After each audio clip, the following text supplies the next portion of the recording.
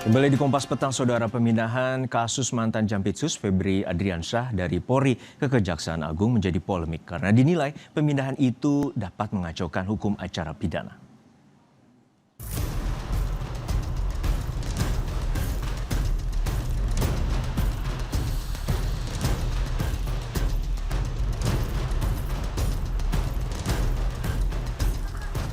Mekanisme penanganan perkara dugaan korupsi yang menjerat mantan Jampitsus Febri Adriansyah menuai sorotan. Perdebatan muncul mengenai prosedur hukum setelah Kortas Tipikor Polri menyerahkan penanganan kasus tersebut kepada Kejaksaan Agung. Menurut mantan Menko Polhukam Mahfud MD, proses yang terjadi bukanlah pelimpahan perkara sebagaimana diatur dalam KUHP, melainkan pengalihan kelanjutan penyidikan yang menurutnya tidak dikenal dalam hukum acara pidana Indonesia. Sehingga menurut Mahfud, penetapan tersangka atas Febri bisa dinyatakan tidak sah atau batal. Hambatan pertama itu bahwa penetapan tersangka itu tidak sah, gitu. Iya kan? Oleh karena tidak sah, yang disebut tersangka bisa mengajukan pra-peradilan bahwa itu dinyatakan tidak sah. Kan kemarin belum ada berita acara yang resmi bahwa itu pelimpahan kan. Itu hanya di dalam jumpa pers, lalu apa? Kan ada format sendiri. Dari P19 lalu menjadi P21 itu kan ada formatnya. Kalau memang itu dibuat berarti itu bisa dinyatakan batal. Menanggapi kritik soal pemindahan perkara, Kapus Penkum Kejaksaan Agung bilang proses tersebut bukan baru sekali dijalani Kejaksaan. Menurut Kejagung, pemindahan tersebut bersifat penyerahan perkara antar penyidik Polri ke penyidik jaksa. Kan itu kalau penyerahan berkas yang ditangani dari penyidikan. Ini kan bukan ini. Ke kita ini penyidikannya diserahkan. Beda kalau bukan ke penuntut umum. Ini dari penyidik ke penyidik, cuma dari beralih dari penyidik yang semula dia ditangani oleh Polri, kemudian oleh teman-teman Polri diserahkan kepada kejaksaan. Yang perkara Asabri juga pernah, ini bukan yang pertama kali. Perkara Asabri dulu kan dua Polri. Dan kita juga pernah juga menyerahkan ada perkara ke Polri juga ada proses penyidikan. Diserahkannya mandat penyelidikan ke tangan kejaksaan atas kasus yang melibatkan mantan petingginya, pengamat hukum menilai hal tersebut bisa memunculkan ruang yang tidak sehat. Karena jiwa korsa akan memberi tekanan mantan bawahan ketika memeriksa orang yang pernah menjadi atasannya. Menjadi tersangka dalam kasus ini adalah Jampitsus, bukan jabatan main-main, itu berkaitan dengan korupsi kejaksaan. Kejaksaan untuk mengulang kembali atau melanjutkan penyidikan perkara ini, saya tentu dan banyak publik melihatnya ada ruang yang tidak sehat. Bayangkan siapa yang akan menjadi penyidiknya, tentu akan kemungkinan besar mantan anak buahnya semua. Jiwa korsanya akan terlihat, korupsinya akan terlihat.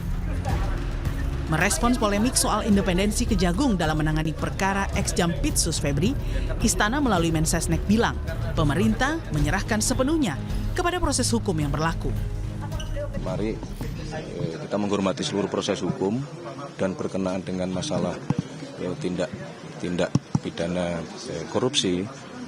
Berulang kali juga Bapak Presiden selaku Kepala Negara maupun Kepala Pemerintahan mengingatkan kepada kita semua, terutama jajaran pemerintahan untuk memperbaiki diri, menghilangkan praktek-praktek yang tadi kami sebutkan. Yang penting semangatnya adalah itu.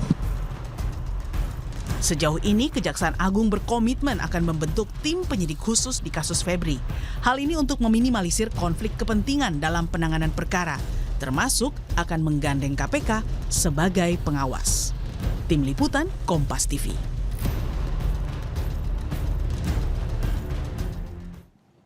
Lalu benarkah pemindahan kasus dari penyidik Polri ke penyidik Kejaksaan Agung selain tidak sesuai KUHP juga bisa membatalkan status tersangka mantan Jampitsus Febri Adriansyah? Kita akan bahas bersama pengajar Sekolah Tinggi Ilmu Hukum Jentera Bivitri Susanti dan juga Wakil Ketua Komisi 3 DPR fraksi Partai Nasdem Ahmad Syahroni. Selamat sore Bung Syahroni Selamat dan sore. juga Mbak Bibip. Saya ke Mbak Bibip terlebih dahulu. Mbak Bibip, kita mengetahui bahwa ini menjadi sorotan publik besar terkait dengan pertaruhan, terkait dengan penegakan hukum dan juga bernegara. Anda melihatnya seperti apa penyerahan kasus mantan Jampitsus Febri Adriansyah ke pihak Kejaksaan Agung, dan apakah ini kekhawatiran publik relevan bila kasus ini dapat batal bila pengajuan pra peradilan? Kekhawatiran itu sangat-sangat relevan karena memang betul di dalam Kitab Undang-Undang Hukum Acara Pidana pelimpahan semacam itu tidak dikenal. Coba saja cari, saya sampai cek and recheck, memang tidak ada. Kalaupun tadi disebutkan ada beberapa kasus, silakan sebutkan kasusnya, saya lagi riset belum ketemu. Tapi kalaupun memang benar, katakanlah Asabri misalnya. Tapi kan tidak ada persoalan benturan kepentingan yang luar biasa. Nah, dalam konteks itulah ketika ada penyerahan pelimpahan perkara seperti ini, sekali lagi tidak ada. Biasanya pelimpahan perkara itu kalau memang mau dari penyidik mau lanjut ke proses penuntutan, memang harus ke kejaksaan karena jaksa penuntut umum di kejaksaan. Tapi ini penyidikan ke penyidikan lagi, ke tempat di mana orang itu pernah menjadi bosnya, kira-kira begitu ya konstruksinya. Nah, kenapa itu bisa membatalkan? Karena memang dalam KUHAP kita tadi itu dikenal yang namanya pra peradilan yang bisa mempersoalkan hal-hal yang tidak sesuai dengan KUHAP. Nah, di sini potensinya besar.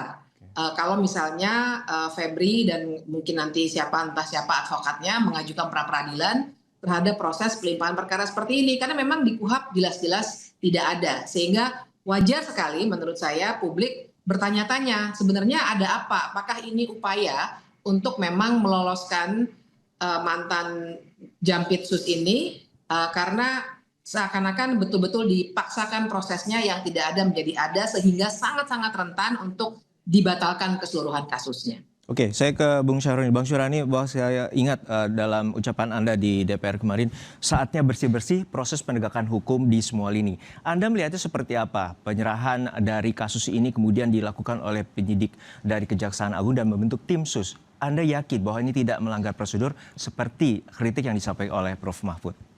Ya, terima kasih. Selamat sore. Terkait dengan pelimpahan ya, proses penyidikan dari kepolisian ke kejaksaan. Ya. Ini kan konflik kepentingan yang berat nih antara dua lembaga. Nah, di sisi lain ada hal yang memang akhirnya untuk mengurangi gesekan. Terlebih dalam adalah jangan sampai pecah antara dua lembaga ini. Nah, akhirnya Pak Presiden dalam hari ini Kepala Negara memanggil para pimpinan kedua lembaga untuk menyampaikan hal-hal apa yang menjadi keputusan bersama. Akhirnya dilimpahkanlah itu dari kepolisian ke kejaksaan. Tapi ingat, kalau tadi Bu Bibip mengatakan, Bu Bibip, apakah ada upaya untuk tanda kutip ya, kita negatif boleh, tidak ada masalah gitu. Tapi ini karena kasus terkait dengan tontonan publik, saya nggak yakin kalau ini akan dipermainkan oleh oknum atau pihak-pihak untuk meloloskan mantan Jampitsus. Apalagi tadi udah disampaikan akan melibatkan mantan tim dari KPK. Kita lebih senang kalau KPK ikut campur dalam hal ini. Nah, kalau KPK nonton nih, tolong KPK ikut campur aja langsung untuk menyikapi permasalahan perkara besar. Saya yakin ini pasti uangnya lebih dari yang sudah ditemukan. Nah, kita nggak usah berandai-andai. Kita pengen perkara ini ditonton, dilihat, dibuka sebuka-bukanya, masyarakat yang akan mengawasi dan kami sebagai anggota DPR akan mengawasi itu sampai putusan pengadilan. Dan kalau memang ada nih, saya kemarin sudah sampaikan juga, kalau memang ada proses penggeledahan lanjutan yang memang belum didatengin, kenapa enggak? Hayo kita sama-sama tonton ini dengan sekejap Republik Indonesia. Jadi kalau Pak Mahfud sih sering banget nih teriak bahwa ini bisa batal dan ini bisa pra peradilan dan bahkan bisa dimenangkan. itu haknya sebagai warga negara mau pra-peradilan, Iya, boleh saja. Tapi ada unsur relevansinya terkait sama konflik interest. Konflik of interest ini yang dikhawatirkan oleh publik terkait dengan pembentukan tim Sus 9. Dan kita mengetahui ada salah satu nama yaitu Riono Budi Santoso, merupakan salah satu dir penuntutan Jampitsus. Namun apakah ini mampu menjawab bahwa mampu transparan dan juga mengusut tuntas kasus ini? Namun jawabannya usai jedanya di Kompas Petang. Kembali di Kompas Petang, kami masih membahas terkait dengan kasus korupsi besar yang melibatkan nama mantan Jampitsus Febri Adriansyah. Kami masih tergabung dengan Bung Ahmad Syahroni, Wakil Ketua Komisi 3 DPR, dan juga Mbak Bibi atau Bivitri Susanti, pakar hukum tata negara dari Jentra. Saya kembali ke pertanyaan sebelumnya dari segmen sebelumnya bahwa tim Sus 9 ini juga melibatkan salah satunya Direktur Penuntutan dari Jampitsus. Walaupun dibilang oleh Kapus Petkum bahwa merupakan jaksa senior dan juga pernah terlibat sebagai jaksa KPK. Menurut Anda ini mampu menjawab keraguan bahwa tidak akan ada konflik of interest? Nah, saya pun baru tahu nih kalau ada dari tim 9 itu ada salah satu orang yang memang mungkin diduga bisa terafiliasi dengan yang bersangkutan. Nanti hari Senin kita coba sampaikan kepada Jaksa Agung untuk mengganti yang bersangkutan. Lebih ringan. Jadi kita jangan berkulit bahwa kalau ada indikasi ayo kita sampaikan di publik biar diganti. Supaya perkara ini jangan habis energi pada pembahasan di ruang publik.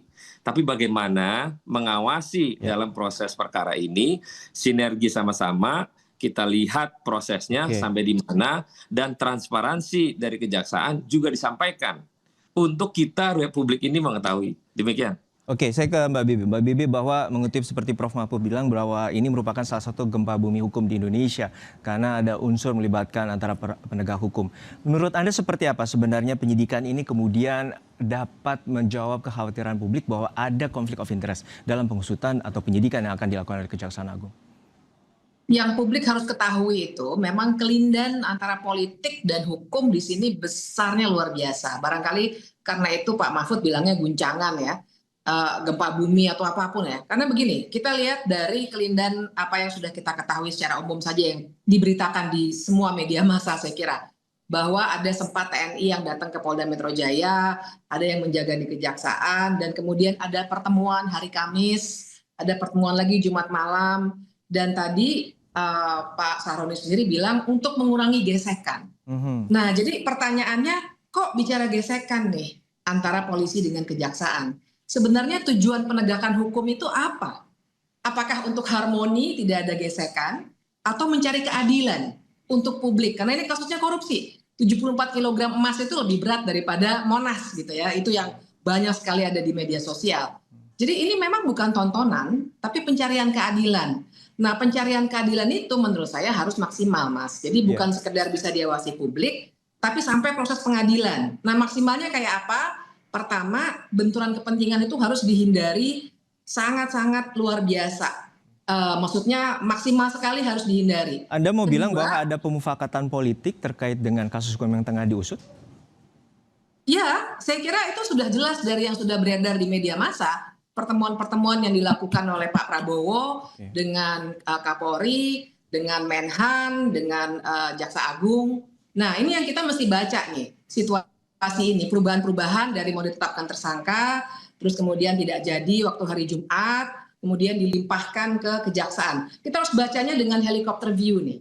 Bahkan ketika Pak Syahroni dan kawan-kawan di DPR ingin membentuk tim seperti ini, saya kira publik boleh skeptis ya. Skeptis itu kan artinya kita penuh dengan pertanyaan, karena sekarang tugas publik untuk skeptis, karena sekali lagi ini highly political.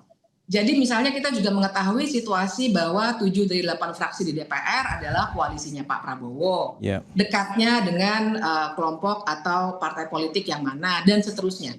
Jadi ini yang buat saya jangan sampai membuka peluang yang terlalu besar untuk pra-peradilan ataupun hal-hal lain yang memungkinkan kasus ini gagal untuk dibongkar.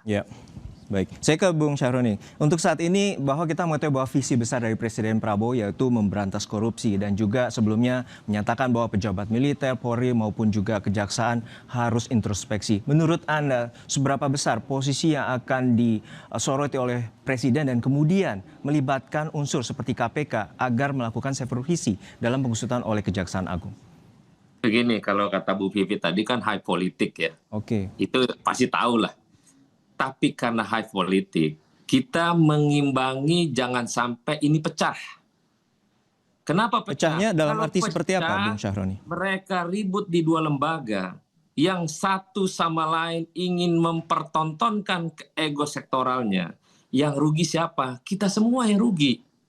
Maka kepala negara, Presiden Prabowo memanggil para kepala institusi itu untuk menyampaikan dan menyelesaikan hal-hal terkait dengan apa yang harus dilakukan sebagai kepala negara. Maka itu antar kedua institusi ini duduk bersama dengan Bapak Presiden menyampaikan korupsi yang diinginkan dan diharapkan Pak Prabowo harus tuntas.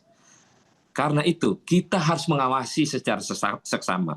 Apapun bentuknya, implikasi tentang apa yang terjadi saat ini, baik secara media sosial, di ruang publik masyarakat, itu sangat dibuka seluas-luasnya untuk mengawasi perkara ini sampai tuntas. Saya yakin Prabowo tidak akan melindungi anak buahnya bila mana berperkara sampai di tingkat pengadilan diputuskan dari proses perkara yang ada nanti. Ya, namun untuk saat ini mungkin titik beratnya bahwa proses yang umumnya dilakukan secara legal formal bahwa polisi melakukan penyidikan dan kemudian berkas itu dilimpahkan terkait dengan kejaksaan sebagai penuntutan. Untuk saat ini yang menjadi kekhawatiran. Anda melihatnya bahwa tim sus itu mampu menjawab keraguan dari... Tidak usah khawatir karena kejaksaan setelah dilimpahkan oleh kepolisian, dia tetap bersama. Dia tidak mungkin meninggalkan perkara yang sudah diusut dari awal. Artinya saling berkoordinasi. Saling berkoordinasi dan polisi kan tidak bodoh. Polisi ini terlalu pintar dia untuk menyikapi situasi ini, dia tahu. Jadi tidak perlu khawatir karena polisi tetap membackup apa yang dibutuhkan investigasi lanjutan perkara mantan Jampitsus. Anda yakin Mbak Bibip bahwa ini akan cukup transparan dan pengusutan ini akan tuntas memasuki di tahap pembuktian terutama sih di pengadilan? Saya belum yakin karena saya agak khawatir batas antara koordinasi dengan intervensi itu memang sangat-sangat tipis. Jadi fakta bahwa betul kepala negara bisa saja mengkoordinasikan hal-hal ini. Tapi ketika ada koordinasi tapi kemudian yang dilakukan ternyata juga tidak sesuai dengan KUHAP, buat saya itu batasnya antara negara hukum dengan negara kekuasaan.